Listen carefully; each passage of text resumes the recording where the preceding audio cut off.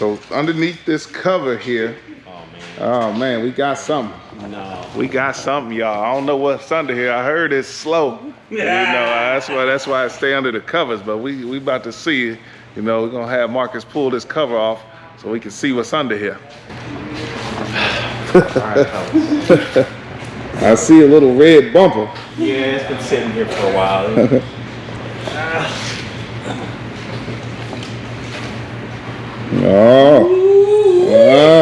Okay. Okay. Yeah. Nice. Look at that. Low front end. Ooh, that's some big brakes there. He gonna tell us all about this. Oh, now that's a different Mustang emblem right there. Yeah, he'll tell us all about it. Meat with the fender sticking out. Ooh, that's my hand, and it's not big as this tire. The paint on this is clean. Uh-oh, y'all. Ooh, y'all see it. He gonna tell us about it here in a minute. It's a little dirty under there, man. Y'all see that big turbo. Ooh. I don't just say Ford, that's a Ford Racing. So what's up, YouTube? This is my 2009 Mustang GT, highly modified. I bought this car brand new in 2009, and funny story, just a short story. When I bought this car, actually, I had a Porsche 911 and sold that and bought this, and then for a moment there, had a little bit of buyer's remorse for a second, for a split second. And then my friend Mike, way out there in Zealand, he's also a Mustang guy. Big shout out to him. Okay, but Mike started turning me on to modding cars, and I'm sure all of you fellas out there know when you start modding, it starts with one thing and the next. And I said, you know, all I'm gonna do is lower it, maybe put a set of rims on it, and just be done. Maybe put an exhaust on it and be done. And as you can see, that's not what happened here. So this is bored and stroked. It's a 5-liter stroke. For all of you guys that know Mustangs, the original factory motor was a 4.6. This is a 3-valve, a 3V motor, 09s. This is a supercharger. So a big taste. I said turbo. He said turbo, but this is basically a belt-driven turbo. This is a centrifugal style supercharger, which is very similar. So I know, correct me if I'm wrong, turbo has to build up boost, and or is it and superchargers? Well, it depends. Okay. There are multiple types of superchargers out there. Okay. There is a twin screw. There is a TVS style, and there's a centrifugal, and then there's turbos. Turbos use the power. You know, they're moved by the exhaust. Okay. This is still driven by a belt. Okay.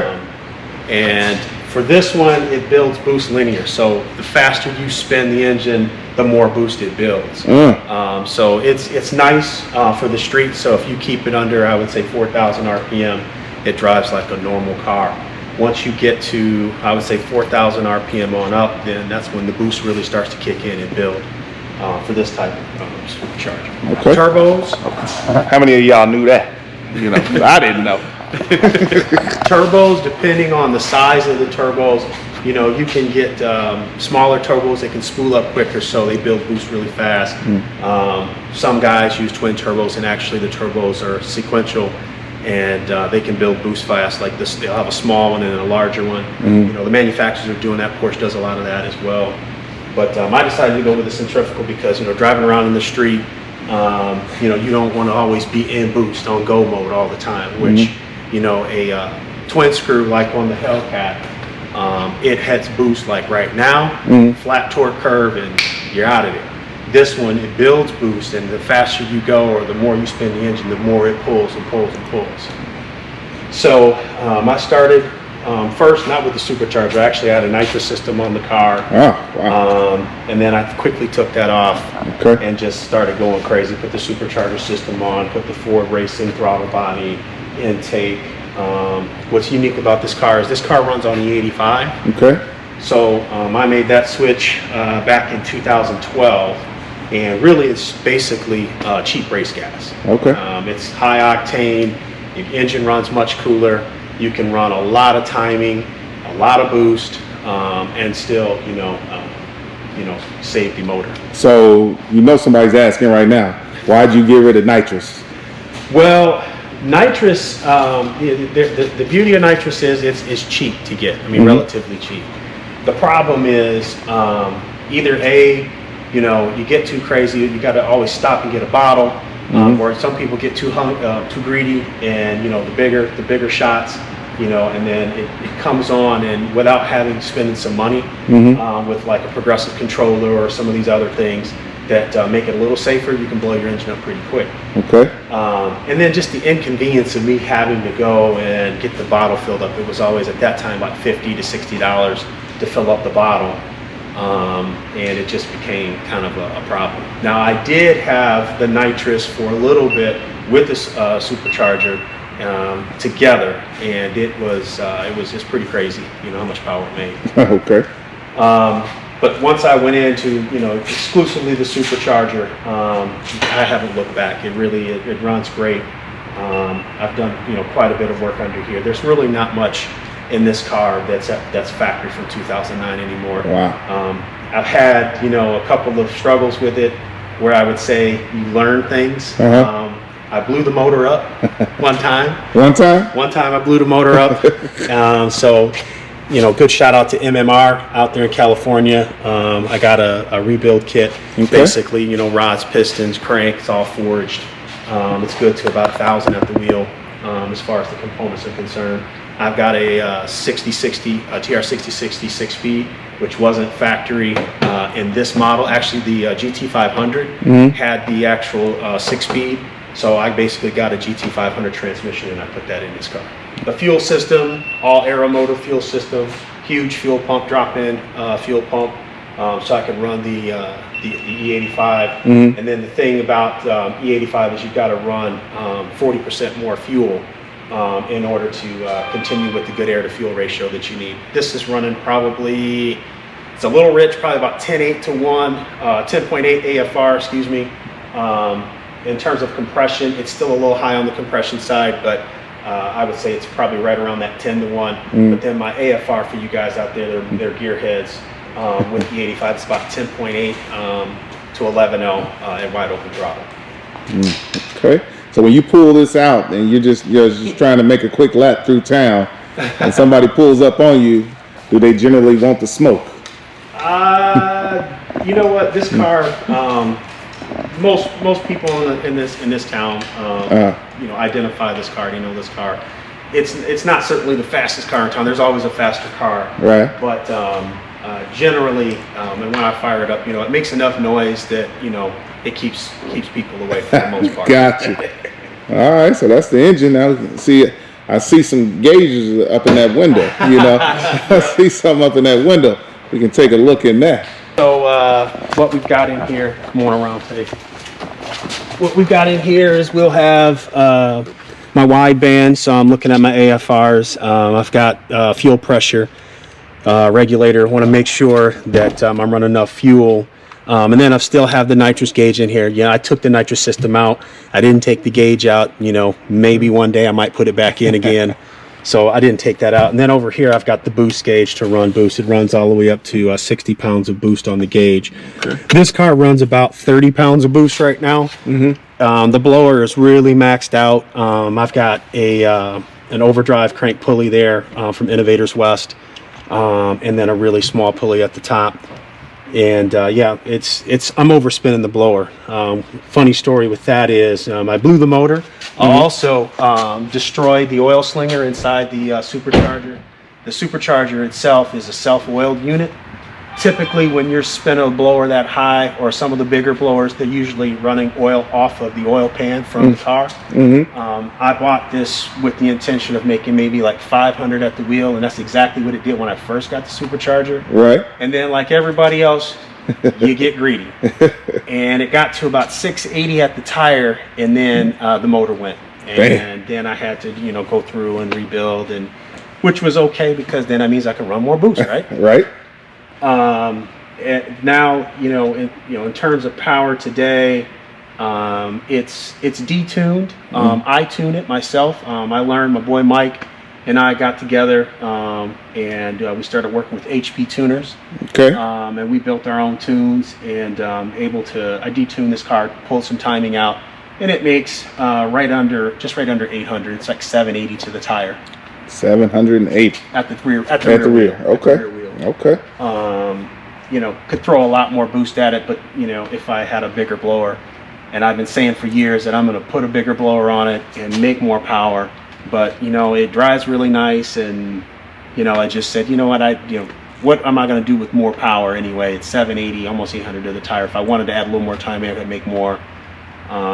If I wanted to, you know, go max effort, yeah, sure, I can throw nitrous at it. I can do all kinds of things and, you know, throw another 1,000, you know, have 1,000 at the tire, but you can't use it on the street anyway, so right. It doesn't make. Okay. Now, from what I'm seeing on this rear tire, is this car lowered? Yeah, this car is lowered. It's on a coilover suspension all the way around. Okay. I lowered this car. It's been lowered in the back probably about 3.5 to 4 inches. It's a very, very stiff ride, so that you know, I do have a little bit of rubbing. That's a big Nitto NT05R. That's actually a 315. So it just fits. You can see my hand. That's how tight it is. But yeah, I can change the height, you know, pull the tires off and raise up a little bit. I like the way it sits. I like the way it looks. Yeah. If I were to go to the track, you know, obviously I'd have to raise that up quite a bit, you know. And then the fronts are, you know, they're lowered. It's probably about 3.5 inches. It's a, you know, it's a look, you know, it's a look that you have in the street. And the biggest problem with this is when I'm coming into, you know, the curves, it becomes a real problem because the front end will scrape. I've broken, you know, quite a few of those chin spoilers, and you know, I've got to raise it again, I think here, probably about an inch and a half, and I'll be good. Okay. This is a beautiful car. Beautiful Mustang. So, for all you Mustang lovers out there, you know, leave your comments below. If you got any tips, or if you got any questions, you know, I can reach out to Marcus. I'm not going to give you his information, but I can reach out to him and see if he can help you. You know? Shoot me an email or, you know, shoot something to take. Yeah. Certainly with 3 valves, I've learned quite a bit, you know, and you learn by doing. I actually did a lot of this work myself. Again, big shout out to my boy Mike. He helped me with a lot of this stuff. My boy Steve, also he actually helped with the tranny and the clutch. It's, you know, it's a labor of love, and you know, once you start modding, you don't stop. So now I'm going to go ahead and try to fire this thing up. It's been sitting all winter. Okay. Hoping it starts. It's been on a trickle charger, but we're going to see how it runs. All right.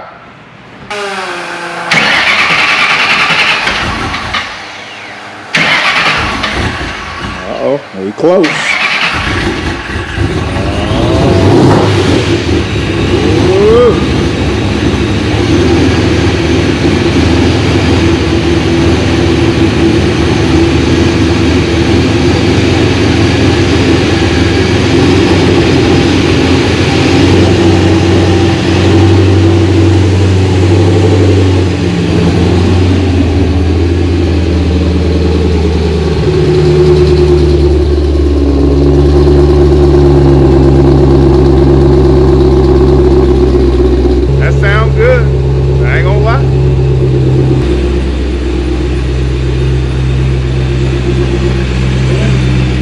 The hood again so they can look at that.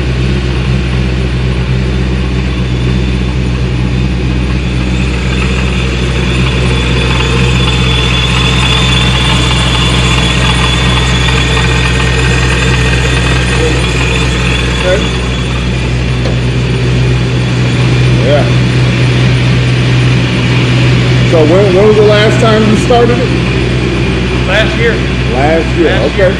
And for the E85, E85 is interesting fuel to work with when it sits because it's 85% alcohol. Sometimes it's just mixing with maybe some gas, crazy gas or something like that. Yeah. As it sits over the winter, and then it fires up super. But hey, I got it to run. So yeah. So does it still make you smile when you hear it start up? Yeah, there's the answer. Yeah, that was the answer. That was the answer. All right. So And some guys are gonna call me out because it makes more power that I'm giving them. You guys are gonna be like, he's lying. That car makes like 1,200 horsepower. Can't let all the ponies out. No. They're gonna call me out and they're gonna be like, he lying through his teeth. That car makes way more horsepower than it does. Boys that are around here, they're gonna be like, yeah.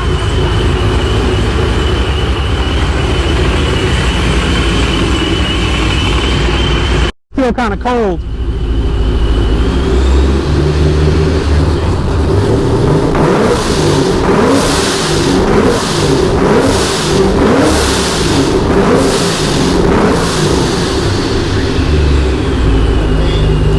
That's that supercharger you're doing? The blow-off valve, yeah.